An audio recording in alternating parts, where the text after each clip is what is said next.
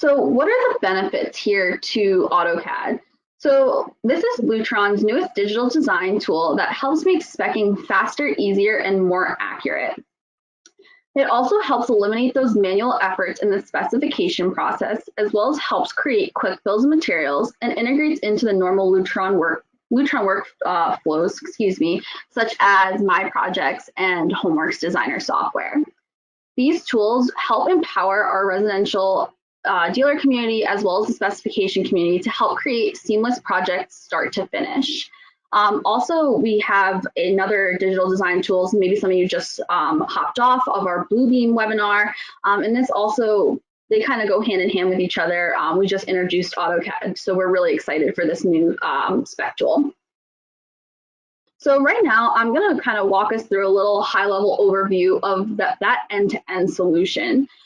So again, just kind of touched upon Bluebeam, and now here we are focusing on AutoCAD. Now these two digital design tools focus into myProjects via a CSV file, which we'll go through a little bit later in this presentation, and then being able to import right into the Homeworks 16.0 software or newer. And then again, from that, from the Homework software, being able to go into third-party integration, as well as the Lutron app for our Homeworks, Homeworks app with our QSX processor. So how are these tool sets used? So first, within your software, you're going to lay out your design. So pulling in a PDF drawing, whatever you'll be working on from a floor plan perspective, and then being able to take product, which again, we'll show later on in this presentation, stamping it throughout your floor plan, and then again, being able to export that later on. So step one, laying out your design. Next is taking that design once it's finalized and putting it into your CSV bill of materials. So in your command line on AutoCAD, you'll type in data extraction. Now, this process will take you through about 8 steps. We're going to kind of jump ahead here and right into our step number 4, which will give the properties which are needed to properly import into myProjects. Now, to find out how to properly take your project from step 1 to step 4, you can check out our application note, which will be posted on our Lutron website that really breaks down that manual install. So next, once you have all your properties and all your display names there, you're going to transform that into your CSV file. So what's really important here to take away when in your CSV file is being able to modify that. So really important for myProjects to recognize these products being pulled through, you need a name column. That name column will be unique. For example, right here, we're just using 1 through 19 for training purposes. Also, what's really important is creating an area column. So as you can see there on the right-hand side, we have an area. So where does each of that product that I just stamped live? So again, that's really important to keep yourself organized as you import that into myProjects. So how do I get my CSV file to myProjects? So you'll open up your myProjects, create a new project, fill out all the information.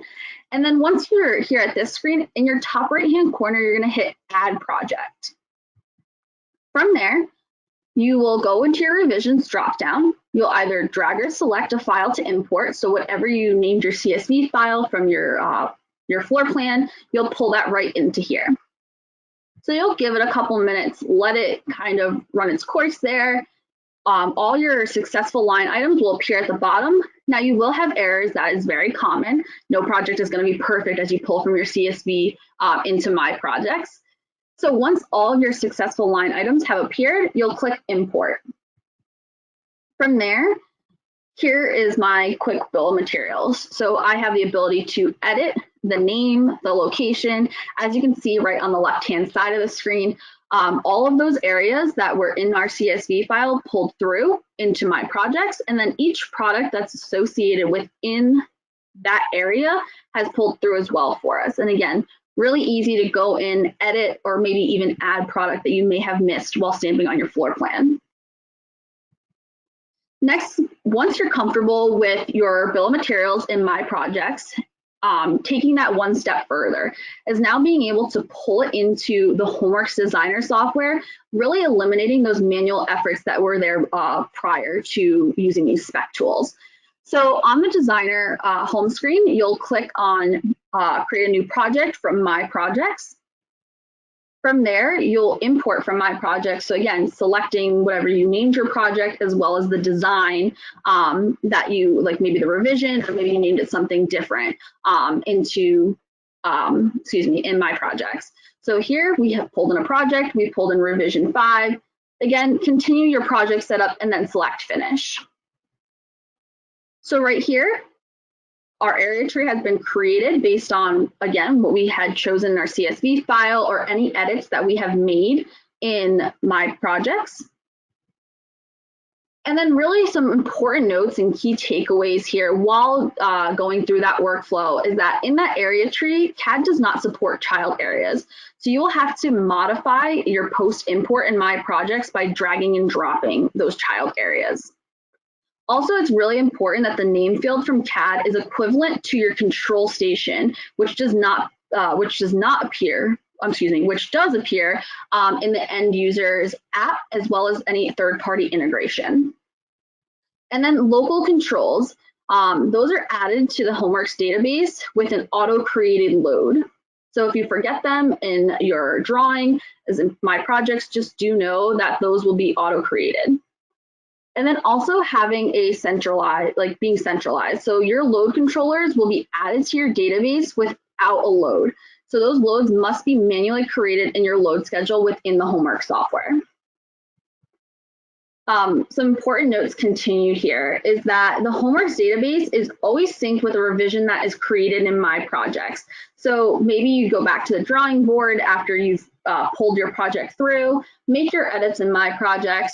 When you go back to your project information, just change your revision, be mindful of that so that those are synced up together.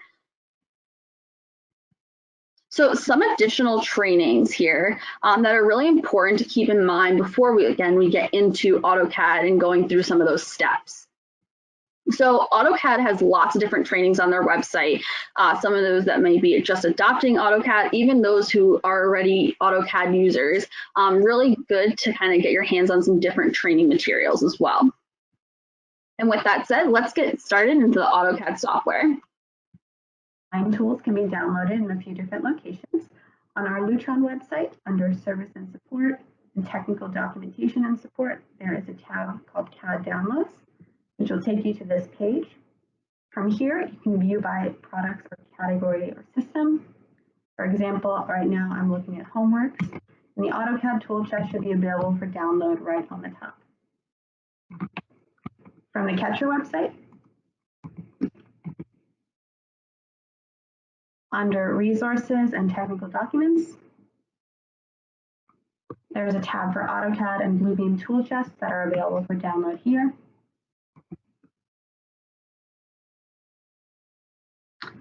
And on the Luxury Lutron website, under every product, there is a tab for design files that has the available CAD, Revit, and Bluebeam downloads. You have the design files installed, set the Lutron profile as current. Under Options, navigate over to Profiles. Lutron should appear and set current. Hit OK. From here, you want to open your tool palettes next. You can use the command tool palettes. And this should pop up on the side. So these are our blocks that we can insert into our drawing. On the side here on the right, we have our different tabs for different products. These can be toggled through. Down at the bottom, if you click here, you can look at the full list and toggle to whichever one you're looking for. To switch between profiles, click on Properties and select which profile you want to use.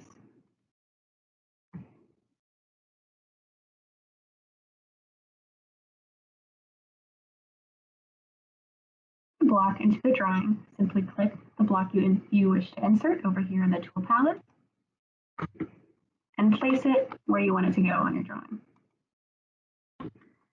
can edit the attributes after you've inserted it to change the name or area of that block. If you don't have a name or area just yet, you can leave them blank and change them later. Hit OK. You've inserted a block into your drawing. If you'd like to insert more, you can use your move command and snap points to line up your blocks next to each other.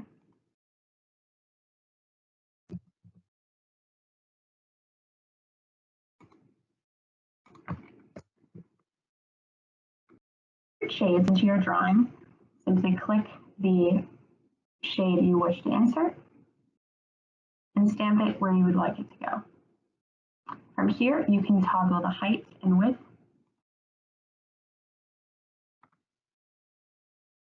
Click this arrow to drag your shade as large as you need it to be.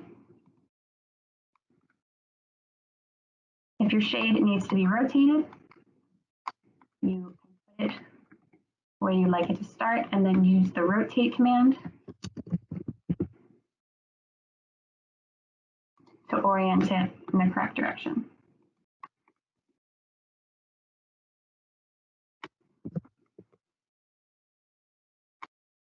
If you open the Layer Property Manager, you'll see that each of our products has a different layer associated with it.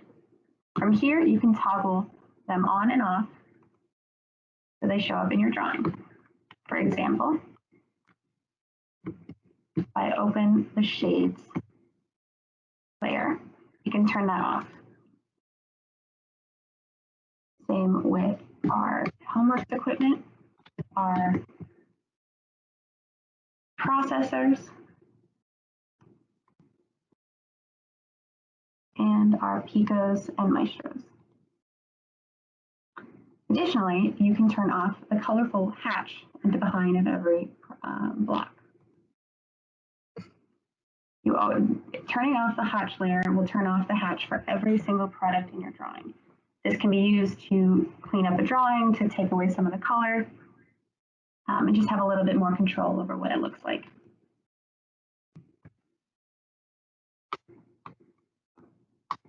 Profile should have a wireless range tab to make sure that all of your products are in range and should work properly as you have them stamped on your drawing. Once you have everything stamped, you can navigate to this profile. It should be located at the bottom. And as you can see, there's a variety of options here.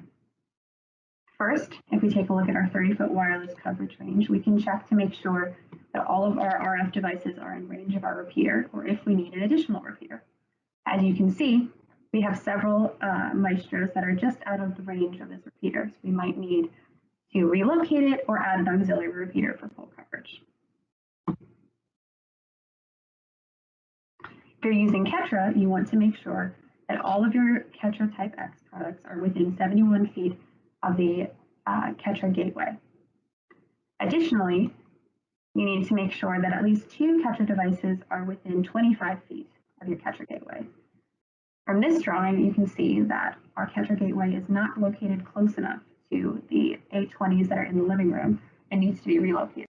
Once you've finished stamping products on your drawing, use the command data extraction to extract attributes from these blocks that you can then be used to create a bill of materials and import into myProjects.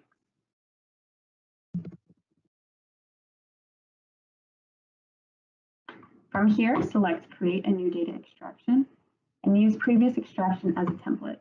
Hit the 3 dotted. Navigate to your C drive, Lutron folder, and hit lutron.dxe. Click Next. From here, you'll be prompted to save your data extraction to a new location.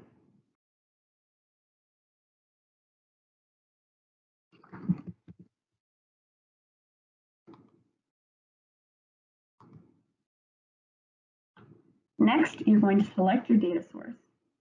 That would be the current drawing that you have open. Hit Next. Now you can select the objects to extract data from.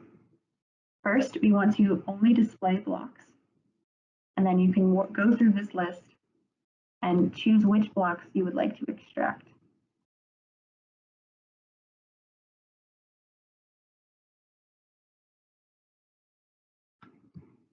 Hit Next. From here, you should be prompted to only have attributes selected. Look over the list to make sure nothing is out of place. And hit Next. From here, you can move these around and reorder them as you'd like. Combine identical rows or not. Once you're happy with your data file, hit Next. We can choose our output for the extraction of the data. You can insert your data extraction as a table into the drawing you're currently working on. You can output the data to an external file, or you can do both. If you're outputting the data to an external file, hit the 3 dots to select where it will be saved. Hit Next. If you're inserting into the drawing that you're working on, you'll be taken to step 7. If you do not choose this option, we'll skip step 7 and go straight to step 8. Look over all of this information and make sure it's correct, and hit Next. Finally, hit Finish when you're done.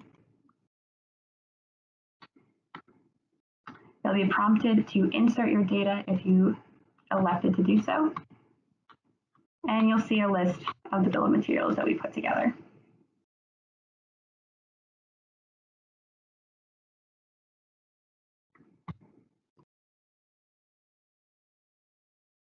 You'll also see that there's a CSV file that we exported, which you can open and look over, see your bill of materials.